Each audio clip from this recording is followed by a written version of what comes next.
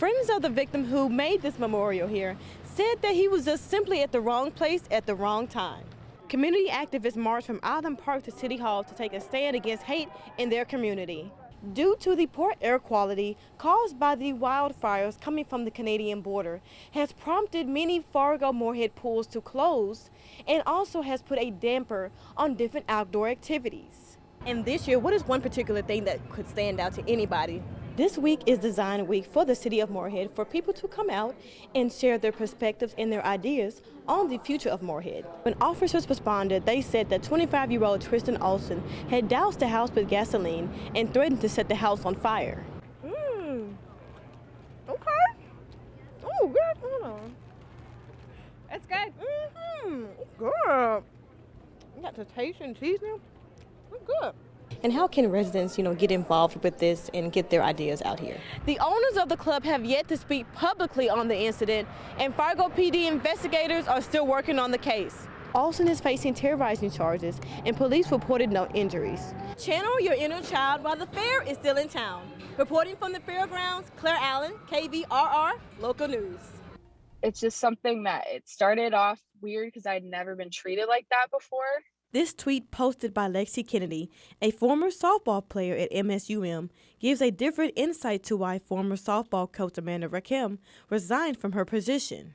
We had went to Doug Peters, who was the athletic director for MSUM, and basically reported our experiences, and had just basically gone over everything that had happened to us that season, and that we just didn't feel like she was a good fit for MSUM, and that it was just really bad. So I kind of was like, maybe I'm just like hearing things wrong or doing things wrong, like maybe it's me.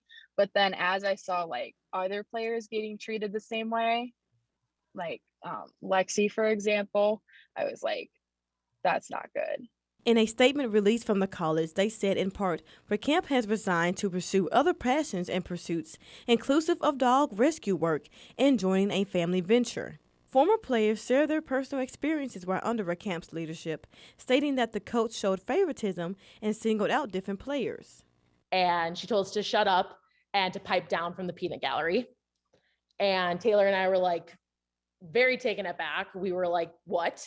It was one time in a game, I remember I was playing first and I had a bad throw to the catcher to get it out. And I even like, when it was the catcher, and this is what I usually do when I make an error, is I'm like, I'm sorry, that was my fault. Like, I'll do better next time. And like immediately walking off the field, like the first thing she said to me, like, what the F is wrong with you, was the first thing that she had said to me. And then for the first time in my life, I actually ended up having to go to therapy about a month into the season because I didn't know how to handle it. I didn't know what I was doing wrong. She's like, I never would have recruited you and I would have never had you on scholarship, is things that she had told me previously in meetings and then also like off to the side in practices too.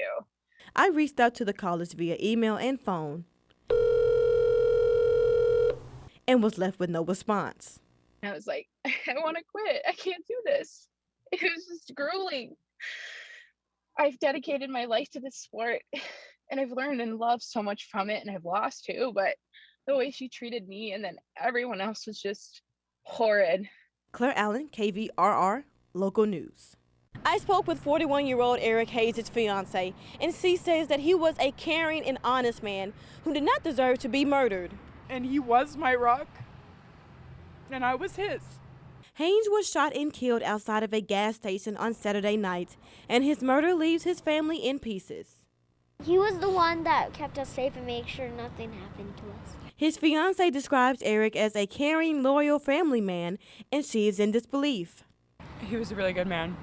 He always helped people whenever he could.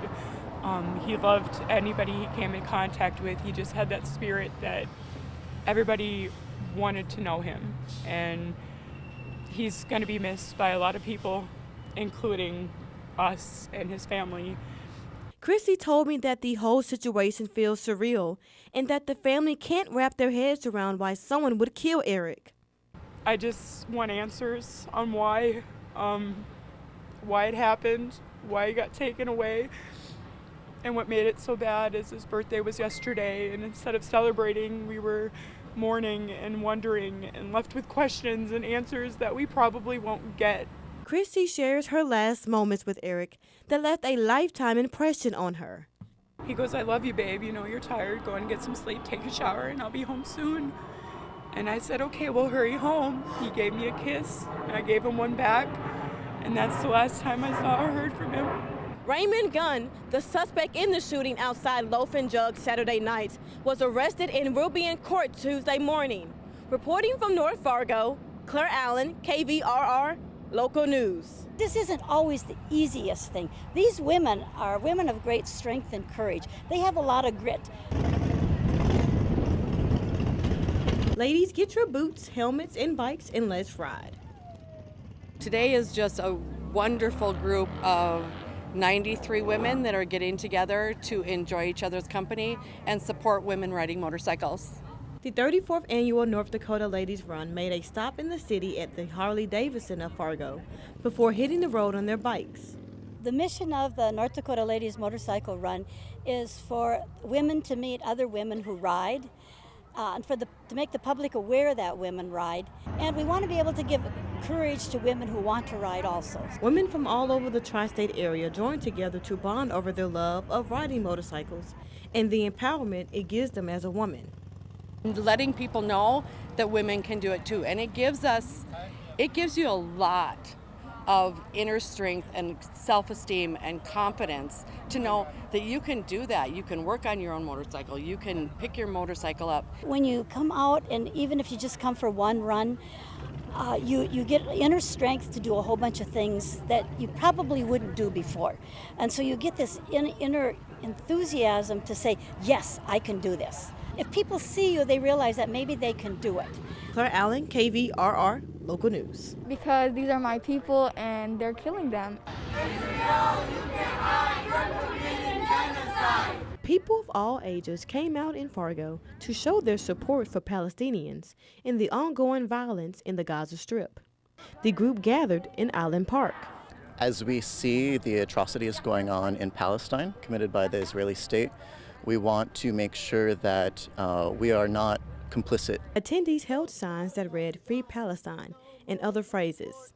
Two demonstrators who were sisters expressed their feelings and what it is like to be Palestinian. And I can't even live there because, I'm not allowed because I'm Palestinian and it's my country. Why can't I go back? We were trying to get to Egypt and they were asking us where we came from or like where we are from. And when I said Palestine, they took us to the interrogation room just because they thought we were from Gaza or something and we were trying to run away. We've been to Palestine and there's stories where I've been screamed at in Hebrew just for being Palestinian. The organizer of this event is a former teacher in Palestine, and he says that this cause is very close to his heart. I immediately think of my students, of my adult students, my teenage students, and it's something that really tears at my heart and is something that should be tearing at every human's heart. Claire Allen, KVRR, Local News.